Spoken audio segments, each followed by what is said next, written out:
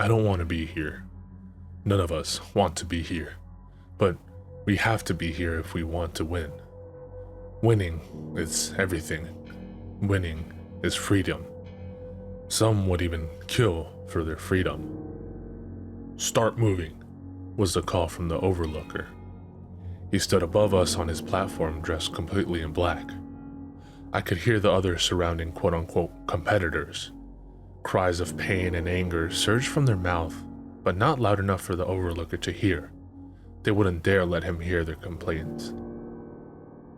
Some people were praying for their families and loved ones because they knew that this was the call that would change our lives. We were formed up in 3 lines, and there were at least 100 people ahead of me in my line. The people in the start of the line started to shuffle forward slowly. They dreaded and feared what was ahead of them in the arena, so they were stalling. We started to move. Every step I took felt like a part of me was being drained away, stolen by the earth to be saved and stored forever. The bystanders stood far outside the line. They were taking photos and videos of us. This is a game to them, a form of entertainment, yet they still keep their distance. The sun is shining down on us, which reflects off the stupid outfits they make us wear. They chose days and outfits like this because it helps hide the real meaning of what is happening today from the spectators. The overlooker woke me from my thoughts of my family. "What are you all doing? Stand up straight and march like your life depends on it, because it does." Half of the competitors in front of me had entered the arena. I was close enough to hear it all. The loud cheers of the spectators, the noise of the other competitors crying out in fear, and the noise of it being awoken. Many new discoveries have been made the day we landed on Alpha Centauri BB.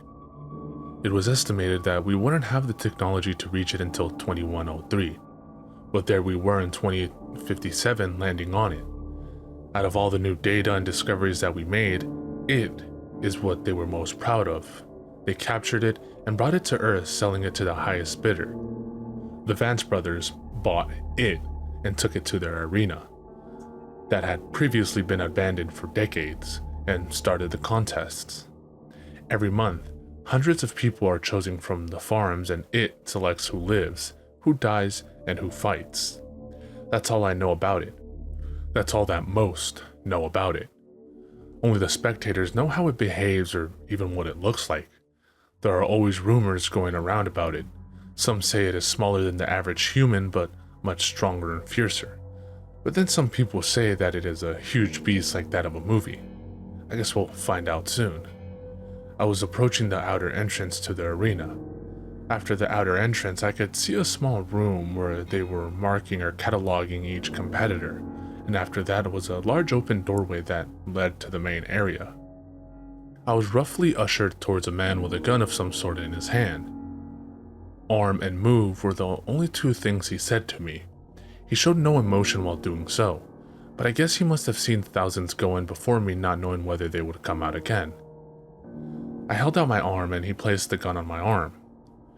I felt a faint burning sensation in my arm as the gun gave me my number. Ever since the start of the games, they have been counting up the numbers of people that had gone through. I looked at my arm. I was number 546,012. I only got to glance at the number before I was pushed on my way toward another group of people that were putting glasses on our faces that would act as a remote-controlled blindfold. When you lose one of your 5 senses, the other 4 become more alert than normal. I was just told to walk straight. I couldn't see where I was going, but I knew it was out the door into the arena. I tried to imagine it as a spectator. A few hundred people walking around dazed, running into each other while they did so. We were like a blind horde. The master of ceremonies made us all stop in our tracks and made spectators fall silent. "Welcome, ladies, gentlemen, and competitors, to today's entertainment. As you may or may not know, today marks the 300th event. So as a special reward for all your support with Vance Industries, today all the competitors die." My heart sank, but the hearts of the spectators was filled with excitement. They rose from their seats, cheering. I can't remember when humanity became addicted to this. It's like the worst kind of drug. They get the excitement, but we get all the pain. My thoughts were interrupted by the last words I would hear. "Okay, ladies and gentlemen, I think it's time we made a start." And with that, the master of ceremonies flicked a switch and our blindfolds were off. All I could see was white, until my eyes adjusted to the harsh sunlight from above. And then, I realized it had begun.